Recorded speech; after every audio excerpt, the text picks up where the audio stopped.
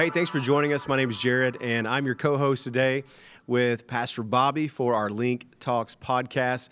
We're sitting down with Tim Hobson. You're not going to want to miss any part of this conversation, so go ahead and dig your heels in right now. We're sitting with someone who is living in a small town but having a big impact. And I don't know if I'm supposed to kick this off, Pastor Bobby, but I'm already fired up because when I look at Tim, I'm already knowing a little bit. We got a coach, we got a pastor, we got a dad, we got a mentor in the community. Just incredible the way that God's using you in so many different ways, having an impact. Maybe I can just kick it off and say, tell us a little bit about how long you've been in the community, and tell us a little bit about your church as well, Real Life Church. Yeah, our church is called Real Life, and our kind of tagline is we're just real people with real problems, but we have a real God, with real solutions. And so our name is also our message to the community. This is about having a relationship with Jesus. It's not about religion, and it's a come as you are kind of feel, and that kind of fits our community, and so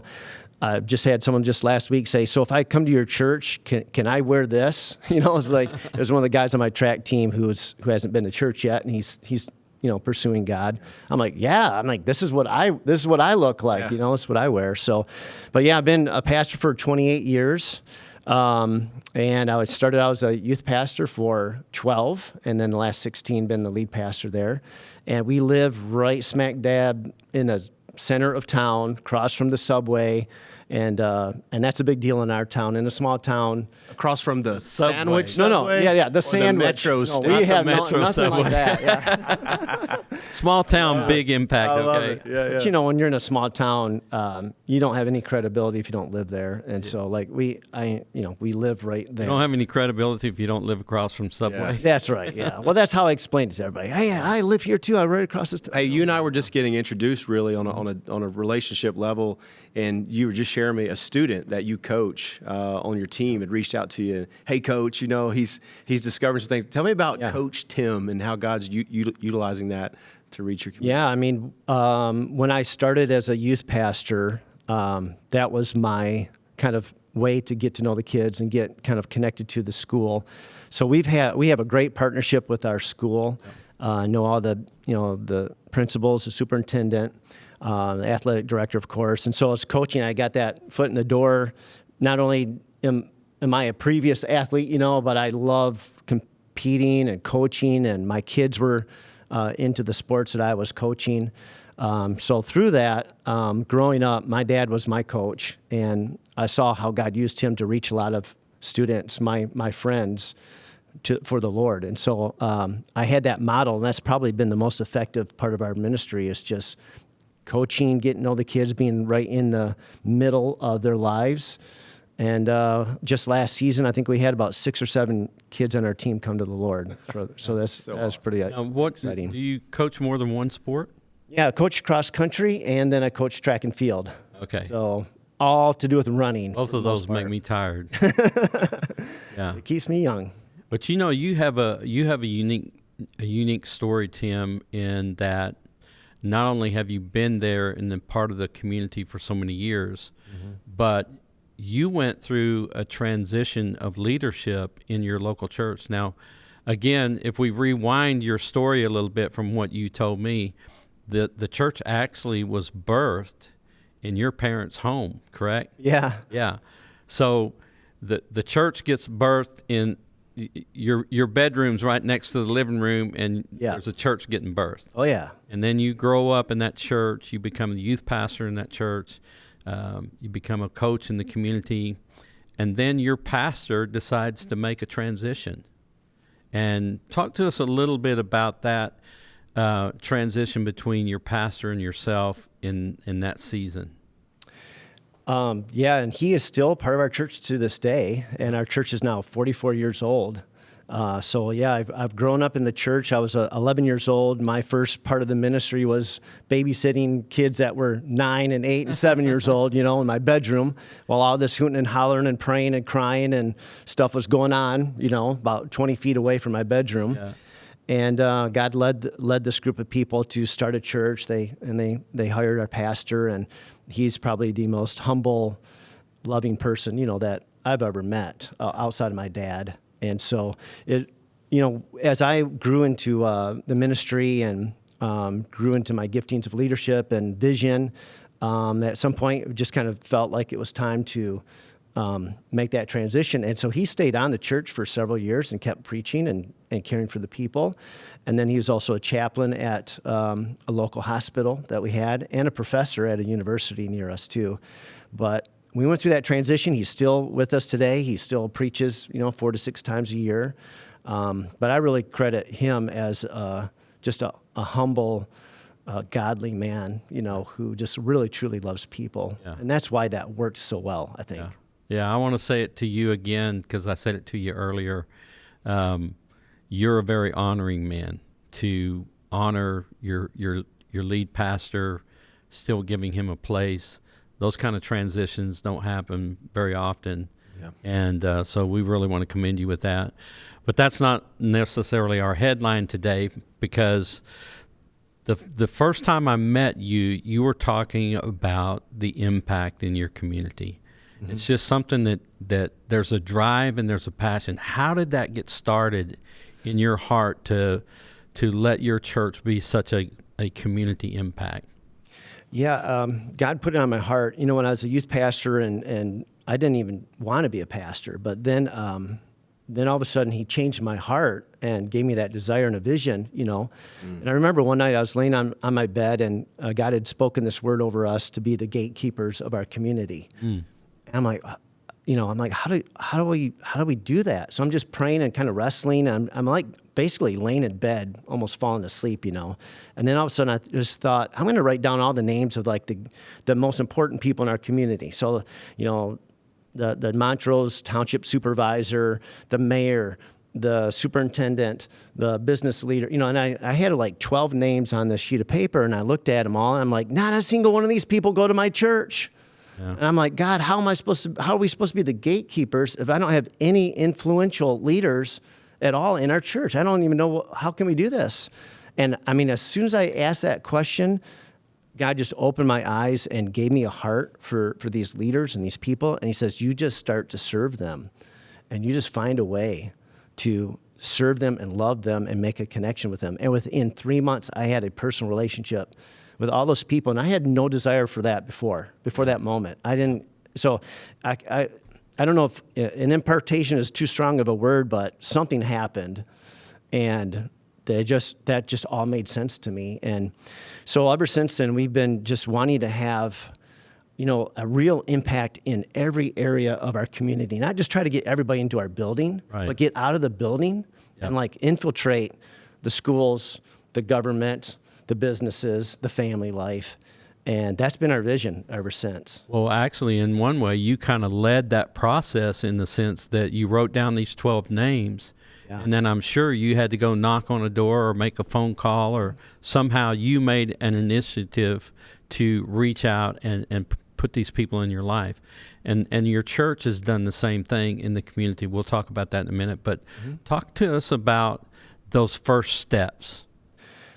Yeah, well, I remember going to the high school and, connecting with the superintendent and the middle schoolers principal, the high school principal.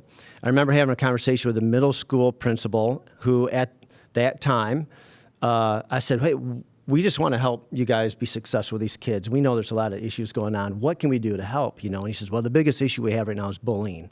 So I'm like, hey, I know a group that we could come in, we could pay for the whole assembly. They could come in and they will do a message for you and kids will love it. They break things, they bend things, they do all this crazy stuff, The Conquerors. Yeah, the Conquerors, that's who it was. Yeah. And they agreed to it. And so we weren't trying to do anything sneaky, but we just explained it. Like, if we'll do this in the day, and then at night, can we invite the kids to come to watch these guys at our church break stuff, and we're going to preach the gospel. We just told them the truth. We're not trying to hide anything. And that went so well that was the beginning steps of building trust with each other. Mm-hmm. And a couple of years, that middle school principal became the superintendent, And so, and that's happened twice where every time there's a transition, because we already have a relationship with all the different people, we still have the relationship as they move into different positions. But the one thing I do want to share real quick with that is when I went to the superintendent to ask to be able to do this, after I talked to the middle school principal, his question to me was, is it just you or is it all the churches? And at that time, he had already done some groundwork to pull all the churches together and to build just a network of our own local churches. So I was able to say, no, it's all the churches. And he said, okay, then I'll get behind it. And if we had not had the unity in our community with the other churches, we would not have gotten in there. We would not have had that opportunity. Yeah, it's awesome. I love the testimony of how you got to where you are. And you shared a little of your story, but I'd like to hear a little bit more, starting with your dad's journey. And what happened with the track team and how that kind of kicked things off. You mind kind of digging into that a little bit for us? Yeah, when my dad is an amazing man, and he is the most loving person, that I know. And when I was younger, before my dad was a Christian, he was a really good athlete, and so I grew up shagging softballs, because he was on a fast-pitch softball team. I'd get a ball and turn it into concessions for a nickel, and buy some gum or something. But I grew up in the bars because that's what they did. They would go to the bars and drink, and if they hit a home run, they'd get a case of beer, from the teammates. That's their prize. But then my dad got invited to church, and it changed everybody's lives, and he got radically saved back in the early 70s or late 70s. And then God took away his drinking and gave him running. And he started running. So I started running with my dad. And I became a decent runner. My dad ended up coaching me in high school. And we won a championship. So that was kind of fun, And so that kind of started this process where I went on to run in college. Then I had kids, and my kids showed the same kind of, gifting. But one of the things that happened my senior years, my dad brought the team together at the end of the season, fed them all pizza, and shared his testimony. And every single guy on my team got saved that year. So awesome. Yeah.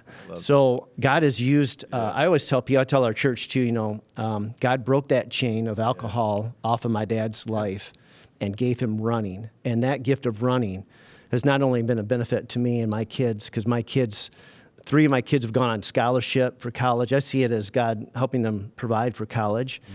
But dozens and dozens of kids have been saved over the years just through our coaching, because now my dad coaches with me, and he's having the same impact right now. I was telling Tim, man, I was like, you have the script for a faith-based film that just, no doubt. like I can already see the title and everything, the race marked out for us. Yeah. Oh, yeah. That'd be cool. The life and testimony of Tim Hobson. I just think it's incredible. So if you're a producer, that's your story right there. We've given you a lead. I love the generational impact of your father's testimony and how that's just trickled down. And I don't want to steal any of your thunder where this conversation is going, but I feel like that testimony really was the catalyst towards being in your community. But what's one of the challenges of honoring, the public spaces, if you will, teachers, administration, coaches, the public school, and then also being Pastor Tim?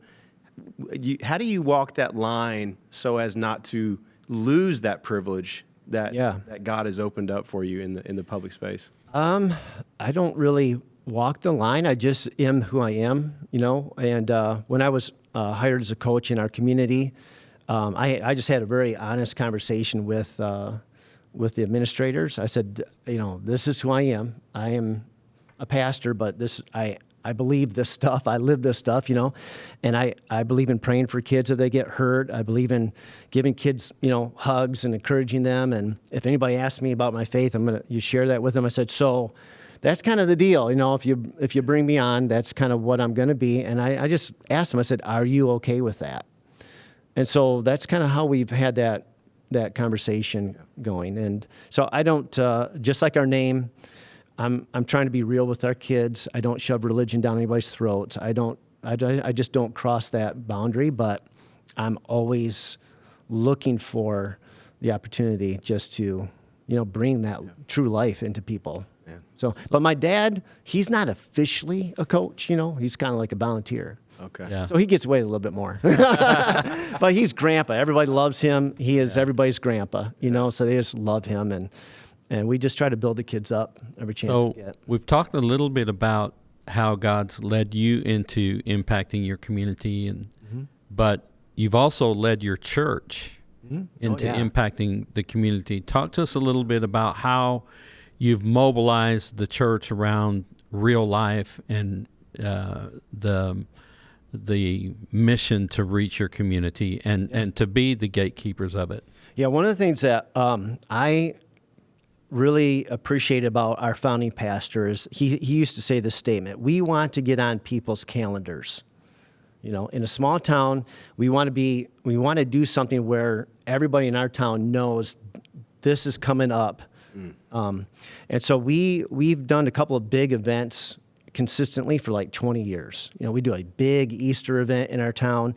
Everybody comes to it. We have 6,000 eggs filled with candy. Yeah. You got the Easter bunnies, and you get pictures and games, and we're just creating a positive, loving, safe environment, for our community. Yeah. We do the same thing for Halloween. We call it Light the Night. And so we are always doing big things like that, but we've been consistent so that we are on people's calendars. They literally know this thing is coming up, and my kids want to go to that. So in a small town, you can kind of leverage those kind of moments. Like in our church is located a quarter mile from the schools, on the same sidewalk that the school is on. So everybody drives by our church to school every day. And so when we throw up signs and we throw up tents and we throw up, things, everybody knows it's happening. Yeah. And so at Halloween, we give away 1,500 hot dogs for free, in our little town. Yeah. But that's one way. And the other way that we've done it is we've just looked, like I said, ways to serve. So one of our biggest successes, I think, is that we feed all the teachers every year at parent-teacher conferences. And the teachers love us for that, what I mean? So we started doing it with the elementary school. We get homemade bread, homemade soup, all these sandwiches, all this stuff. And then I go in there and I say, on behalf of all the churches, I do like a 60-second speech. On behalf of all the churches, we just want you guys to know we really appreciate you pouring into our kids. And then, of course, I have kids in there, and my kids, and we just serve, we just love. But it just opens up communications and I always say to our church, when people come to one of these events and when they're ready and they know they need help or they're looking for a church, they're going to come here. They come here. And how many of you have come here because of the Easter? And I see hands go up. How many of you are here because of that? And hands go up. Yeah. And so we're always trying to get to them, as opposed to waiting for them to come to us. Yeah. I love that you make that expression on behalf of all the churches. Oh, yeah. Yeah, because it was all the churches that helped you get into the school, and it's all the churches that... Exactly. Now, they may not be all the churches that are helping with the food and the costs and all that kind of stuff, but it's inclusive, it's empowering. But in other words, what I'm saying is when you went and said, can we serve? How can we serve? You didn't make it about real church. You made it about the kingdom. How can the kingdom with all of our churches come and serve our community? So absolutely, yeah. And when I was talking about the gatekeeper, about a year after that, that word came to us with the elders. We prayerfully felt like God was calling us to do four things. One was to pray for our community. Consistently, to evangelize our community, and that means children, youth, adults. Like, how are we going to get the message to everybody in our community? To unify the churches and to focus on children and youth. Okay. So those are the four things that we felt God was calling us to do specifically. Yeah. And so spearheading that church round table thing, we've been doing that once a month now ever since. Yeah. How do you are you, besides the churches, what other areas are you involved in the community where you're making an impact? Well, we used to do a appreciation banquet for the police and fire and EMTs. So we did that for several years, and for a few years I was the chaplain there too. But just last week, we hosted a meeting, and I don't know if this ever happened in our town before or not, but we had every single key leader in the city and the township and the police and the schools at this meeting to talk about our community safety, like if something happened in our community. So we were able to get about 30 people together at our church hosting this meeting where the fire chief, the police chief, the superintendent, and the township supervisor all shared different policies and different ideas of how we can be a safe community. And I just think that's awesome. Yeah. Because we are kind of the impetus for pulling everybody together because we have that trust with everybody. So we got the township and the city together, the schools, the police, the fire, and all the church pastors.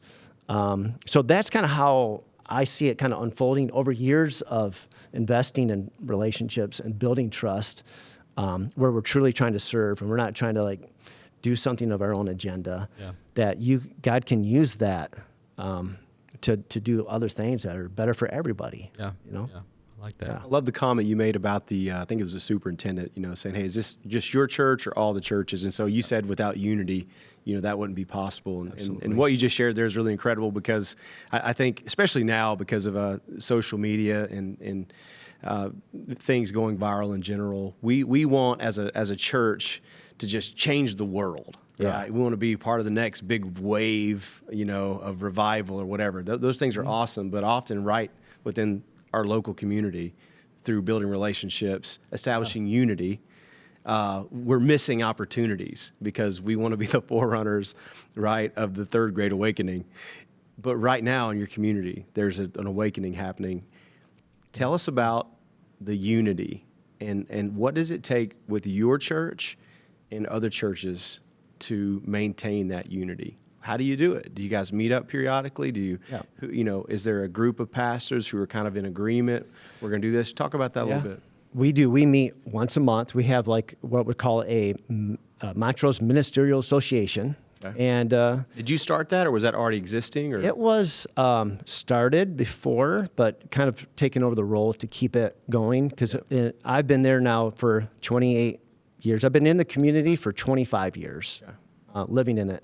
So I've had 3 Methodist pastors come and go, 3 Baptists come and go, about 5 or 6 priests come and go. Okay, so I think I'm the one that's been there the longest. Walk into the bar. That's what that sounded like. Sorry. No, go. But, a lot of rotation going on. So I've kind of been the point person to hold it together and keep it going. So, but unity is not easy. We've gone through. It's not. Times where it was better than other times.